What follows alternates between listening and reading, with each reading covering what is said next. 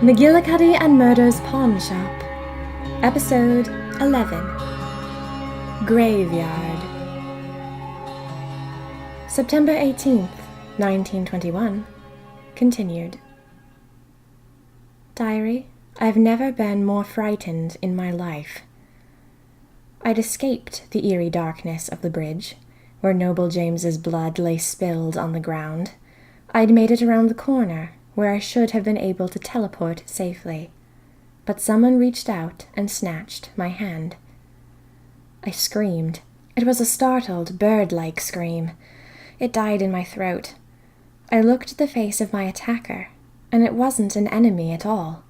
It was the little old man from McGillicuddy and Murders. "You!" I exclaimed. "Hush," the old man said. "You're not safe here." He patted my hand, still holding me by the wrist, and he drew a photograph out of his pocket. "Look, see this room? I want you to imagine it. Now, quickly, teleport with me." I stared down at the photograph in the old man's hands. It was a room filled with whirring clocks with gears bigger than my head. I stared at him, stupefied, and he gripped my hand. "Now," he said. The old man disappeared. I was terrified. I felt like I was falling. Then I spun around. I realized I didn't want to lose sight of him for anything in the world. He had answers, and he'd finally found me. I shut my eyes, imagined the room of strange clocks, and I teleported. I landed in a stumble. I yelled. I felt someone grab my shoulders, and I heard the old man say, There, you had a bit of a drop. That happens sometimes, when you don't know a place very well." I looked up at him. "Who are you?" I said. "I?" he said. He blinked at me. "I am H.P. McGillicuddy." I should have thought that was obvious. "Why did you make me a magic unusual?" I said. I hugged my arms. "Well, you already were a magic unusual, my dear," he said. "I unlocked your powers, it's true. I'm sorry that I didn't stop and speak with you that day in the pawn shop when you cornered me. Your tactic was so aggressive, I thought the night enthusiasts had gotten to you already." "You thought I was a night enthusiast?" "Yes." "And you're the enemy of the night enthusiasts," I said.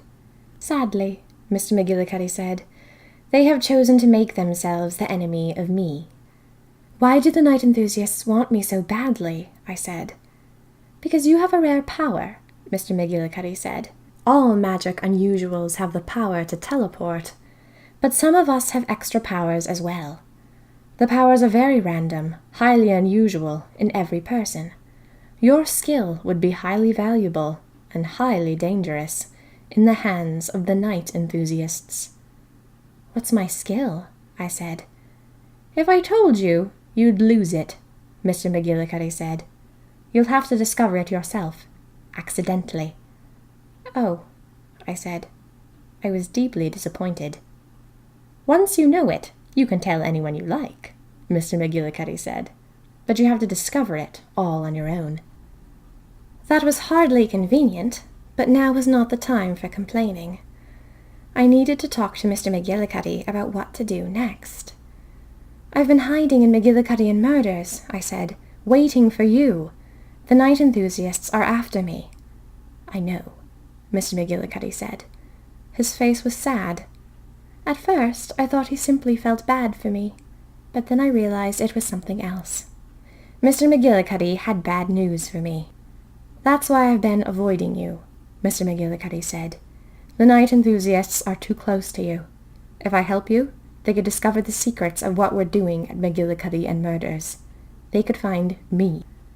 We are light and dark, the night enthusiasts and us. What they destroy, we heal. What they attack, we protect. They have no idea how to find me, or the center of our operations. I am working desperately on a way to include you, safely, but it's more complicated than it seems. I can't speak to you, be near you. If they catch us together, all is lost. And they're hunting you too heavily." "So you're not going to help me?" I said. Please, Mr. McGillicuddy, I'm not a spy. I'm not working for them. You can trust me. He squinted into my face. I believe you, he said.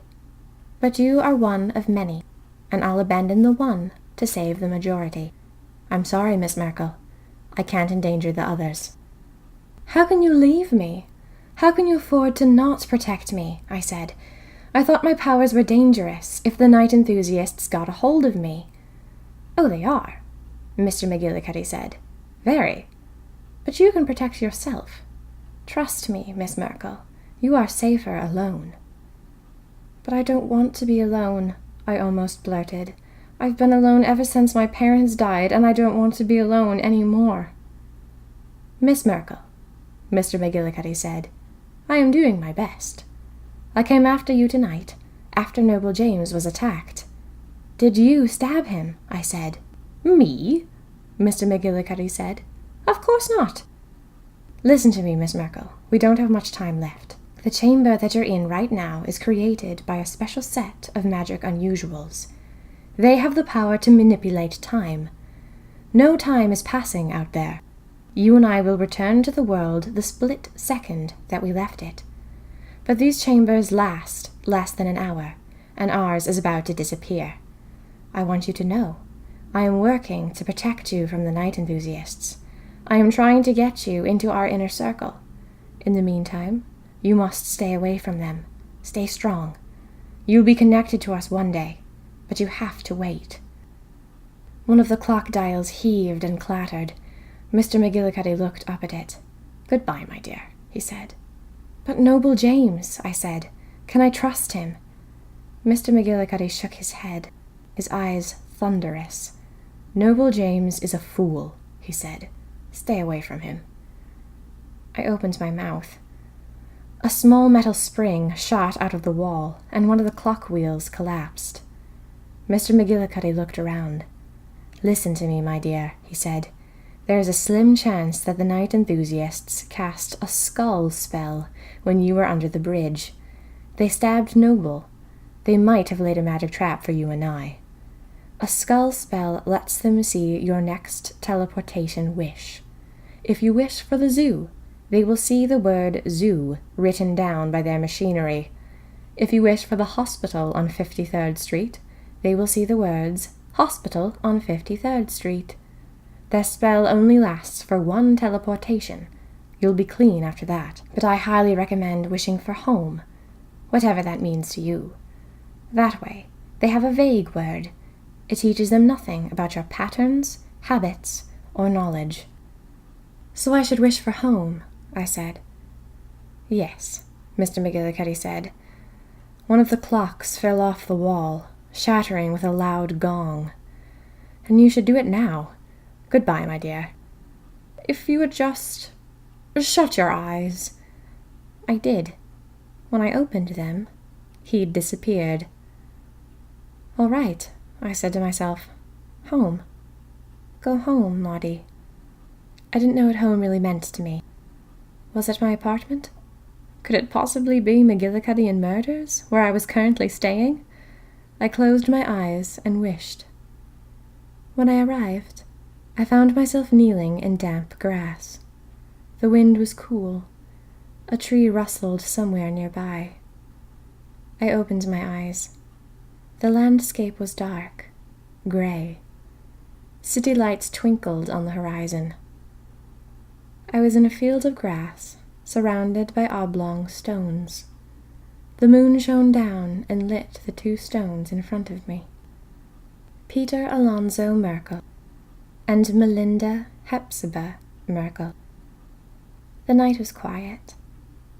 I felt a sense of stillness, a silence that connected me to the silent wooden coffins below. I touched my father's gravestone with 2 fingers, stroking the rounded edge.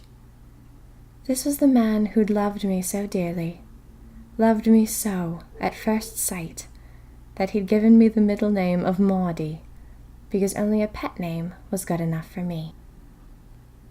I didn't know what else to do, so I curled up between the gravestones and lay there, looking up at the moon, alone.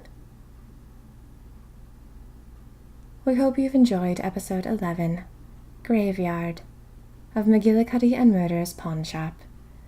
McGillicuddy and Murder's Pawn Shop is written and performed by Minerva Sweeney Wren. All rights reserved.